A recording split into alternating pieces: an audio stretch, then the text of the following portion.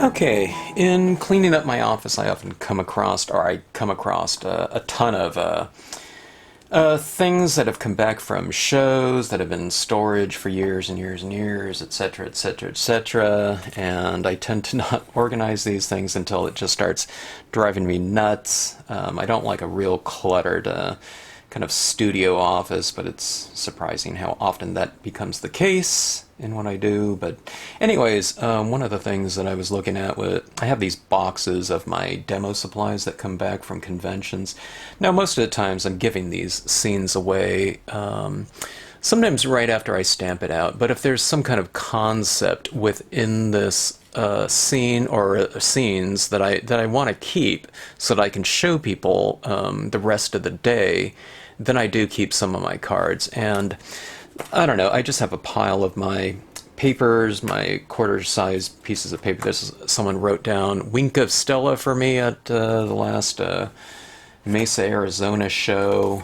Here's my note, because a lot of people were asking me about the type of paper they should get, so I just wrote it down here, and then people can take a photograph of it and go over to the store and buy some.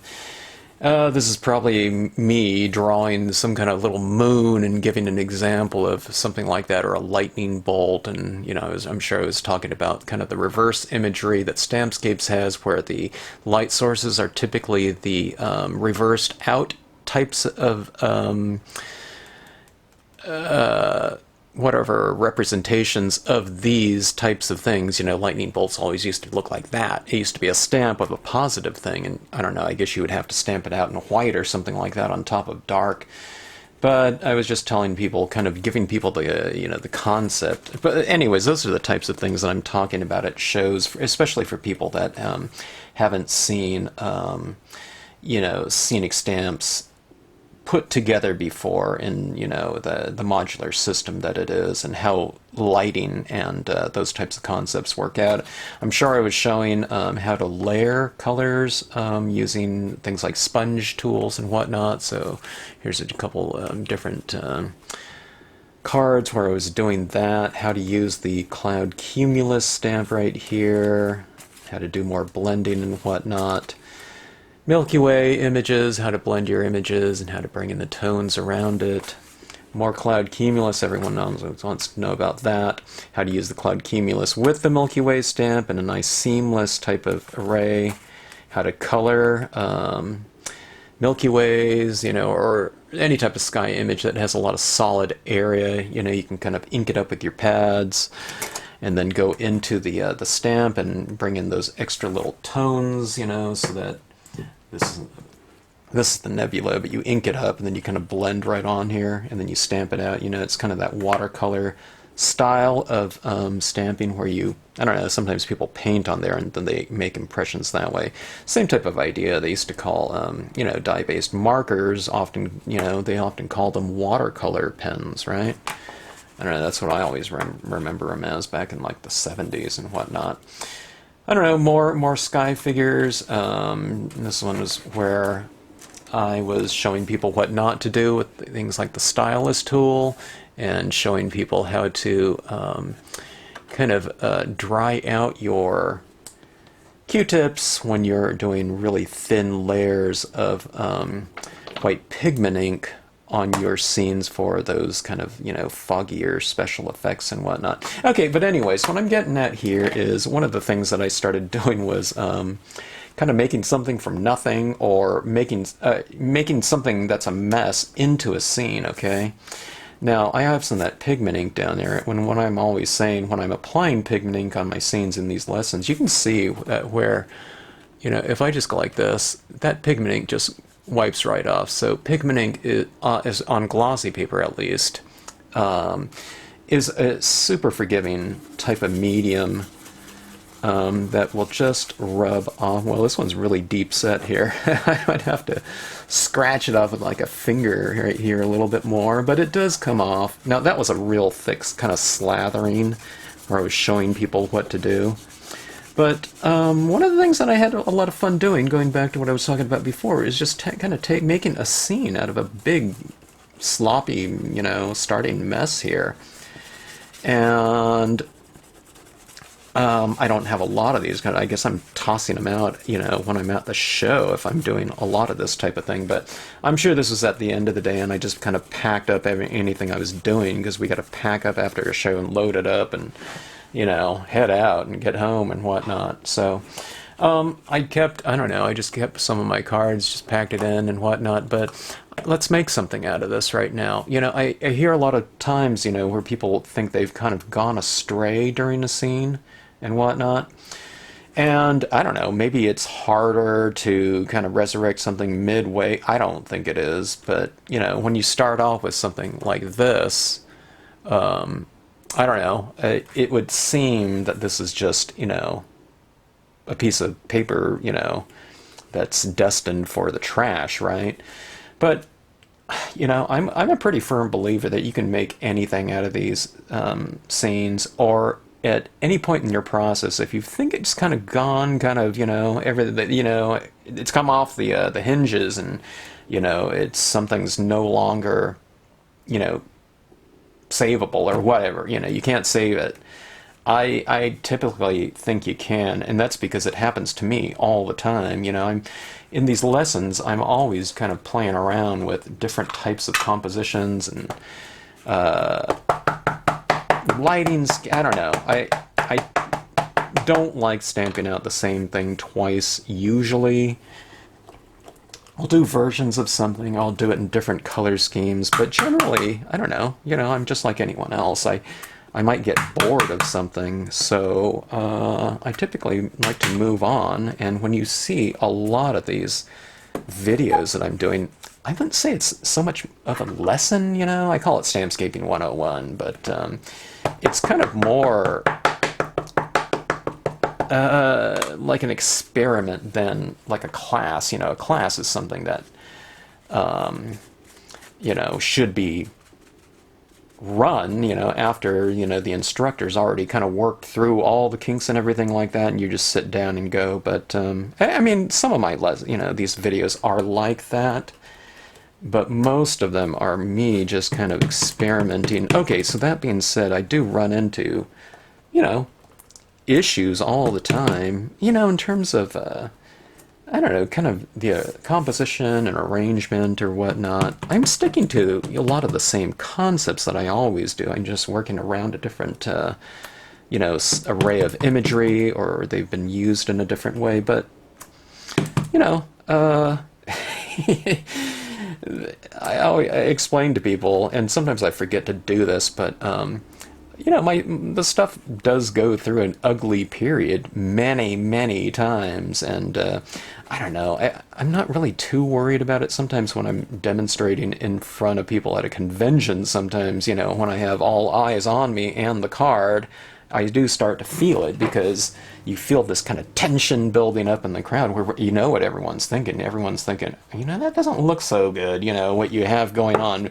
And you can tell, because everything gets really quiet, and you can feel kind of the tension in the air. That's when I kind of, you know, feel it a little bit. I don't feel it, you know, when I'm doing these videos like this. But nevertheless, the same types of things come up. But okay, so anyways, I'm just pointing out some stamps that I have on my desk here that I've been using in a lot of the recent scenes in terms of sky, but I've just kind of covered up all that stuff that was down there, and now we have this kind of base of this thing. I haven't done kind of the sky, like this little channel of stars in there yet, but I think I need to do a scene like that before I put all my stamps away. But, you know, this was a really big mess, and now, I don't know, I mean, I can see the colors that are already laid down in there, but we can work with this. So let's do something. And let's do something as simple as possible, okay? Let me take a piece of paper towel, okay? This is kind of going back to my days pre-rubber stamp accessory of any kind, really, you know.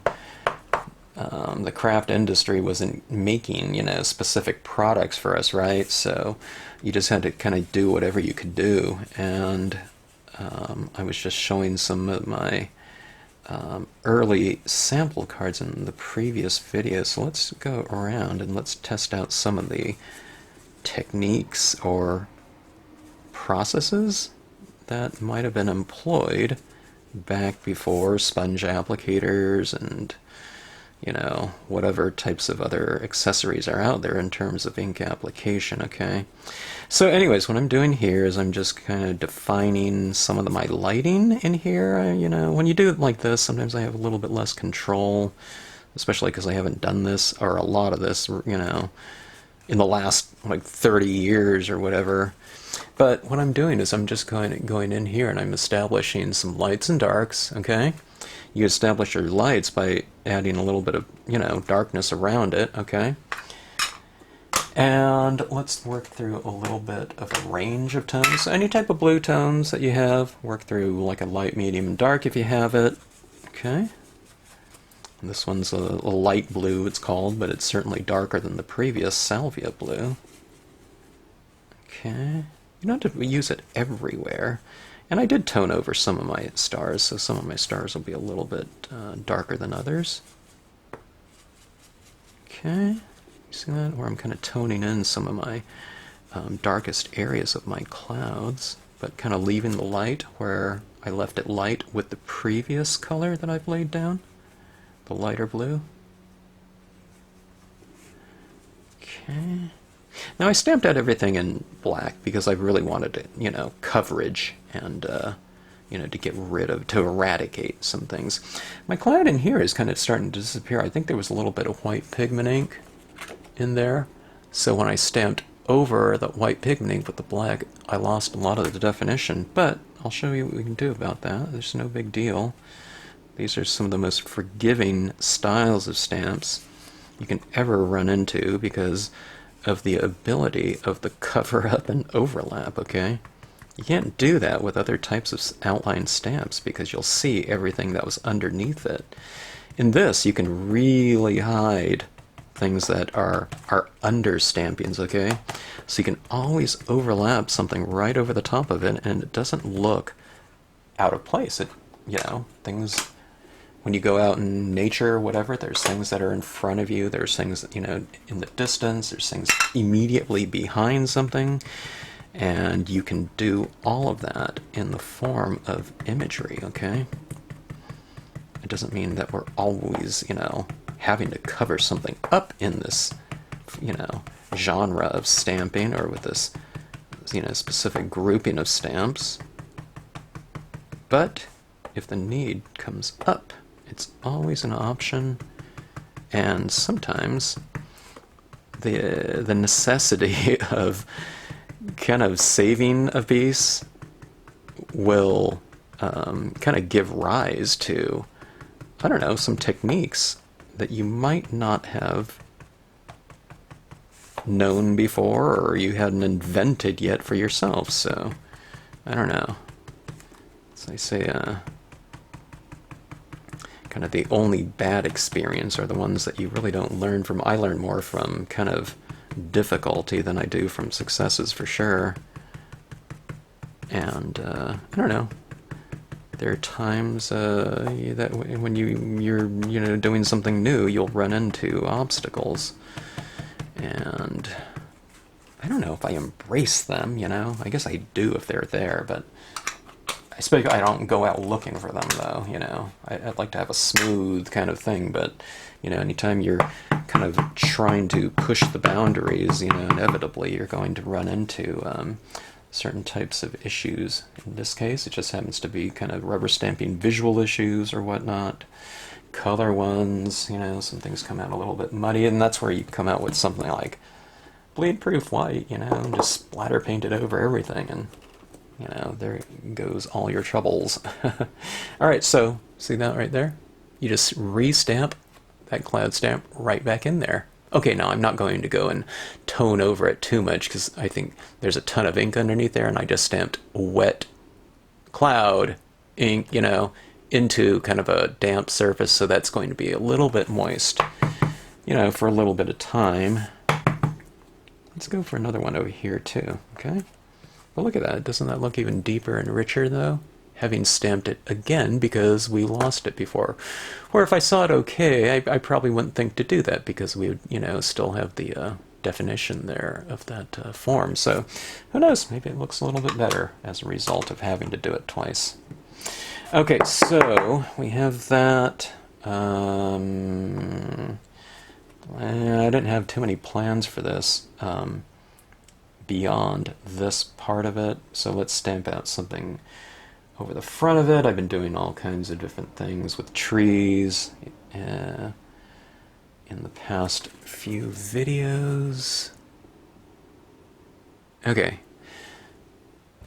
I think I could use some of this. I think this, I don't know, a splatter, a good splatter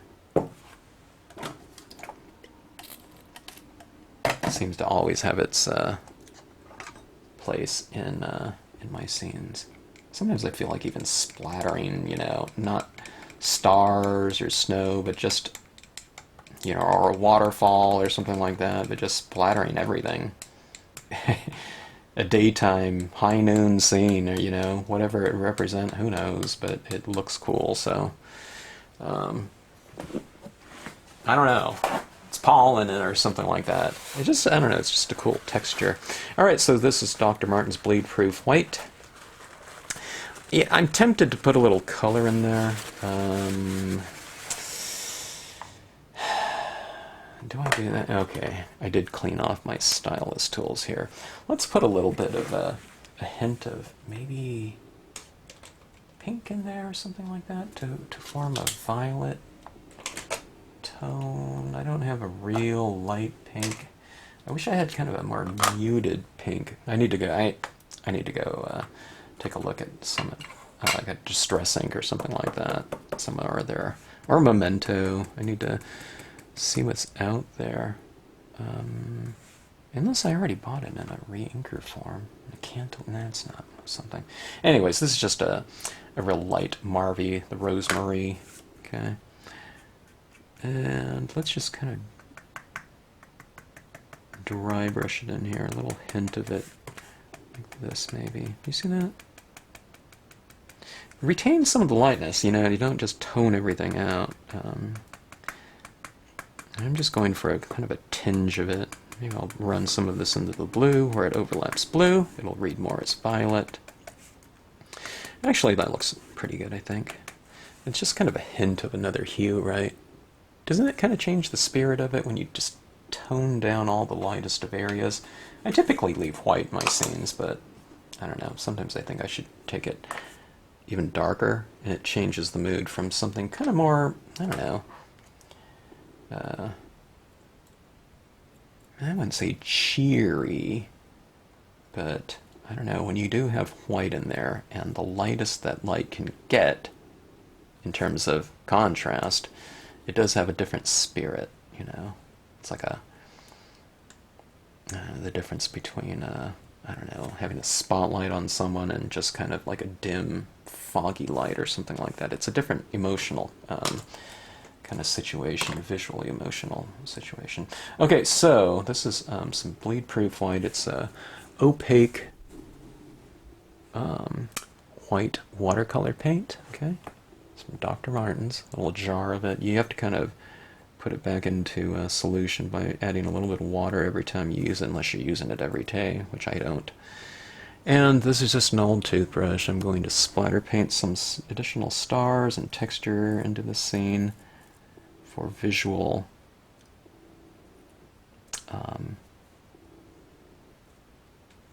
visual variation.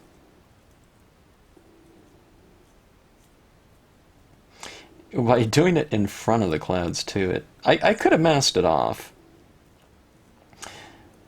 but when you do it kind of over some of those clouds like that, it turns the clouds into something more of like a nebulous type of situation where it's it's like galactic clouds or whatever, or gas, kind of in the cosmos and whatnot, than looking through the clouds up into space. If you want the clouds up, mask off the clouds and do that splatter painting in there, you can do that too. If you don't have some bleed proof white or some other type of paint or ink that you can kind of splatter in there, you can just hand add, some stars in there using something like gel pens and whatnot. Works perfectly well. That's what I usually do, okay? Gel pens. But the splatter painting kind of does give it lends itself to its own kind of unique spirit when you do something like that. And there's that element of kind of randomness, the variation of size of dot, you know. And the thing about that one is you just don't have I don't have control of it, at least. I'm guessing the thinner you make this, kind of the finer the spray, maybe, you know. But who knows? I don't do it enough to really get a great handle on that. Okay, so let's do something right here. Let's add a little bit more tone to the perimeter here. Okay, I'm using my tool here. Let me see if I can do it using, you know, my really fancy tool. And you can. Okay, looks pretty good.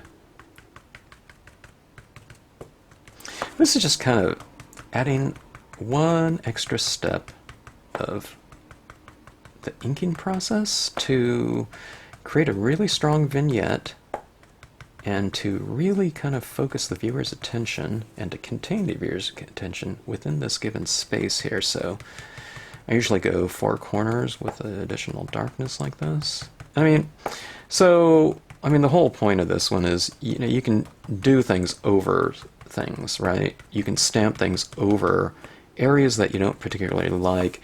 You can bury the whole piece in an additional layer of things like texture. So if you had like gel pens or something and you started putting a few dots over something, if you didn't like something in that area, you'd bury it through another texture. It might still be showing there, but it's farther back visually and wouldn't be as apparent. Unless you're one of those people that, you know, where if you do something and you don't like it, your eye just goes straight to that thing every time, you know. I don't know, for me,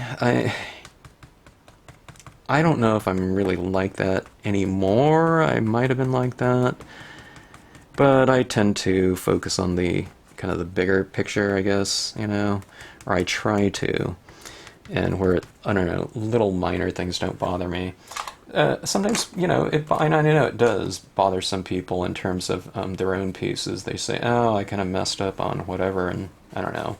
Most of us viewing it online say, hey, you know, if you didn't say that, we wouldn't even, you know, we wouldn't even noticed it. And I know how things go, and in terms of focus and whatnot. And it's, you know, it's not a bad thing. It, you know, if some kind of smaller things bother someone, it probably means that they have a, you know, a really strong attention to detail and whatnot, and that can serve them well in terms of the overall, you know, process in which they approach, you know, everything they do. So, but, you know, I see stamping as just being one of those things that are, it's a fun thing. I don't find it, you know, to be one of those things that should cause me any type of concern, especially if it's just some scene, whatnot. And I know people are saying, well, yeah, it's easy for you, you know, because, you know, your scenes always come out a certain, you know, way and whatnot. But I don't know, it could be, you know, what came first, that or kind of the philosophy.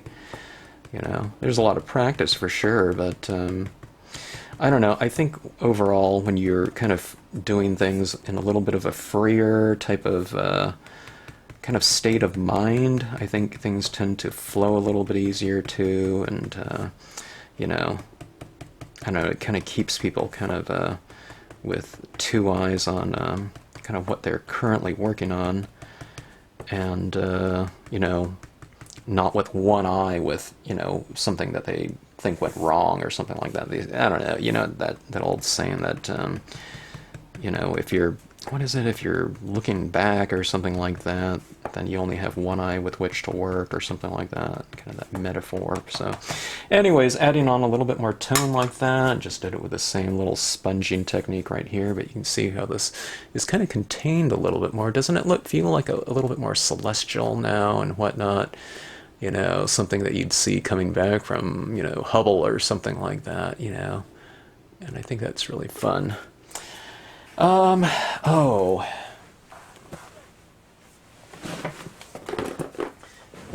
was going through some of my recent not my recent finds, I guess, of some very old scenes of mine in the form of idea cards. That was my last video, done back in 1993, I'm guessing, with a lot of those cards. And that was back when we were just using about, Marvy had, I think it was 80 colors, and they came up with another 20 or 30 or something like that at the time. So I thought they had over 100 colors, but I was typically working with about 14 of them because I was going around teaching workshops, and all those samples that I was typically doing were the ones that I was doing with those workshop supplies. I'm adding on some pigment ink in here just to soften up some of these clouds a little bit. But yeah, in a lot of those cards I was using was this stamp right here. This one I use that all the time. It's the leafless limbs. And it was something that I could stamp in a foreground. It was airy and light enough to where it wasn't just completely eradicating the things that came behind it. And it was tall enough where I can go through, not in this case, I'm not going to have like a middle, well, I don't know, I don't know if you'd consider these clouds back here mid-ground, considering those stars back there, whatever, millions of miles away or whatnot. But it was something that I can do in the foreground, which gave a lot of depth to the scenes by having something close. It was not something nice and crisp against other things in the background. There wasn't so much soft back then because we couldn't do that, with a lot of supplies we had. But like pigment ink wasn't around. I don't think at the time. But I used to use this all the time to go through, a lot of different imagery all at once. In the typical card format, so I'd have like foreground down here, waterfall in the sky or something like that, and you can have it going through all three of those zones. And that, it kind of tied everything together, yet didn't cover it up so completely. And this is a treat too that I've seen used all the time. I've seen people, a lot of people liked embossing this one, like in gold or something like that, or silver. And doing cards that way. It's real simplistic ones. I'm not talking about on tops of scenes like that, but just on its own, and they would cut it out, and they would be mounted or matted or whatnot, with a, some saying on the side, which was really cool. I often did this on both sides of my piece. Stamping one a little bit higher, a little bit lower on another, maybe. I'll overlap here, so it's kind of not so symmetrical, but we can do something like that. It kind of puts us out now, I don't know, maybe in the desert or something like that. Kind of looking up at the night sky. And, okay, while I have them out,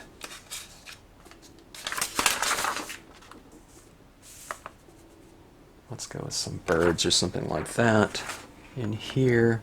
Anyways, I don't know. We can't tell that this scene started off just with that, hot mess of a kind of a foundation, right? That was pretty well eradicated early on, but, just build things up and see where it goes, see where it takes you. And I think you can come up with some pretty interesting results from having to work around some things once in a while.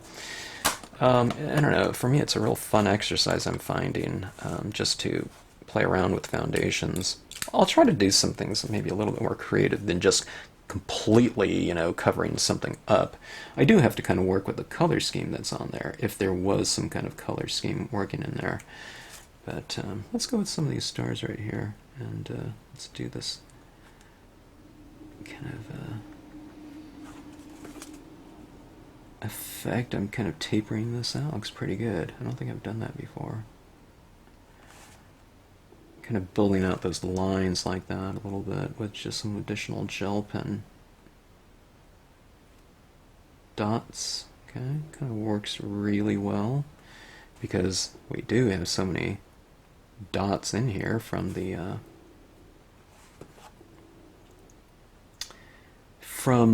Dr. Martin's Bleed Proof White.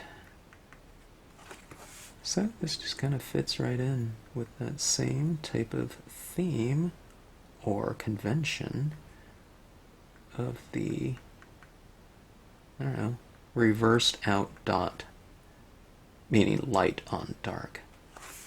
Okay, look at those little stars. See how I've just kind of tapered that out like that? I kind of do it a higher concentration, then I space those dots out a little bit more the farther you get away from it, right? So it's kind of tapered.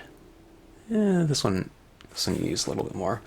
Let me try to do larger dots here so it's, you know, a little bit more apparent.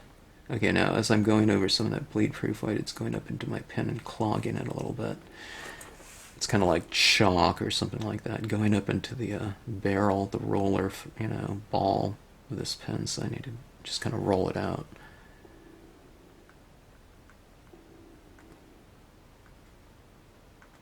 Alright. Yeah, I think it's pretty good. It's a little bit of a twist, I don't know. I mean, it's not that different than, you know, some of those other recent pieces. I think that this piece, I love blues and the blue colored scheme with a silver gel pen. Let me see if I can show you something. I can't always, I don't know, sometimes it doesn't show up sometimes in these videos, even when I'm kind of holding it up to the light, sometimes it does. I don't know why. But let's see if we can see. I'll try to do some of these rather large so you can kind of tell that I've added this in. Okay, now silver itself is not a really light color, okay? It's like gray, but the thing that makes it silver is that it's reflective, so I'm adding this in, and I'm not sure if we can see it really clear, right? Maybe with these lights that I use in my studio here it does, but let's see if we can see it. Okay, do you see them right there? It's clustered, but then look how much, okay, yeah, now see, those are the ones that are showing up there when I kind of tilt that, when we get that glare, so. Yeah, see it down here? It's almost invisible, but watch. Oh, you know, so it would be really cool. I need to have like a book of constellations or something like that, so when I have it like this, I should do like a really specific constellation in silver, so it doesn't show up, but then you do that, and oh my gosh, lo and behold, it shows up. So I don't know, if you were giving this card to someone, they'll never see it or never recognize it. We can say, hey, put your constellation in there for your birth month or something like that, you know? But see that right there? So that's a lot of fun stuff. So anyways, just another type of little scene here.